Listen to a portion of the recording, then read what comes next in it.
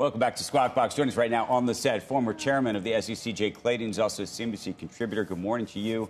Want to talk about some of the Supreme Court rulings we heard about last week and some we may hear about this week, but also wanted to start with this debate and really what you think the implications of it are. We've gone back and forth about, whether another nominee is going to emerge. Mm-hmm. But my question to you, as somebody who was part of the former Trump administration and sort of thinking about sort of what this means for the Republican side, is if, in fact, another nominee were to emerge, mm-hmm. is that better or worse for Trump's candidacy here? Okay, well, let me say, I think another nominee is going to emerge. You do? And let me put it in a context that I think people in this program understand. It's imperfect but illuminating. Imagine if a CEO gave that performance in an earnings call. Mm-hmm. The board of directors would be... They'd pull him off. But pull him off. And let's go to the next level of analysis. You're a board of directors. You have a problem like that. Years in advance, at least months in advance, you have to have a succession plan. You always have to have a succession plan. And what do we have here? We have nothing. We have nothing. No plan B. No plan B. But that's what Ron Klain's been saying for the past 2 years. There is no plan B. You can't consider, because they wouldn't. But that's not an acceptance. They wouldn't allow that. Imagine if a board of directors said, I don't disagree with you. We have no plan B. Well, except you could argue that the plan B is that there are, I don't know, half a dozen potential nominees, governors and others in the Democratic Party that maybe could take the place. The question that I'm asking is slightly different, which is what you think that would do to the overall election, and to the extent that there were people out there, voters, who said to themselves, you know what, and I put Bill Ackman potentially in this category, but maybe not. Mm-hmm. For a long time, he was saying he was very critical of Biden with the hope that a third candidate or another candidate in the Democratic Party would emerge, because he was not necessarily in love with the former president.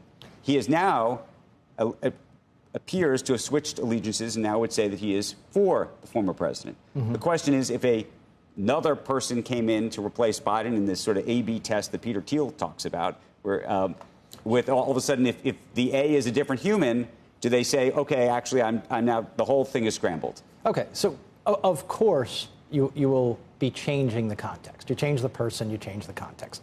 Absolutely. I think the question for the American people, and look, here's what I think. Why do I think he's going to change out? Because the American people are smart.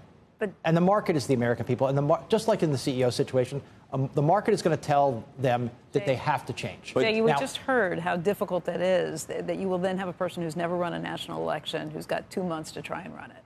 You figure this is just a Hail Mary sort of pass. They figure they can't win otherwise, and so they give it a... I have no idea what's going on, but you usually give somebody who's in a position of authority to come to the conclusion on their own. My hope is that what's happening is we're giving Joe Biden, who deserves a lot for his public service. Does Trump win the battle but lose the war then? Is that what you're saying? Because that's the interesting part, right? He could have won the debate, but if you're telling me that then the whole dynamic changes, then you lost the war. Let me go back to, again, the context I know, which is the corporate context. You've built a strategy around one set of facts. We are going to scramble the eggs, right? And the Trump campaign will have to build a new strategy depending on how this unfolds and who falls into that position. And what you're seeing, I think, is a strategy around border, economy, inflation. Okay, so right? Yes. And if I'm, look, we were just talking off air. Very interesting thing, which is if you look at the lineup of prospective vice presidents, I think every single person could be president tomorrow on the Republican side. I think that's an incredible strength that the Republicans have going into this period of uncertainty.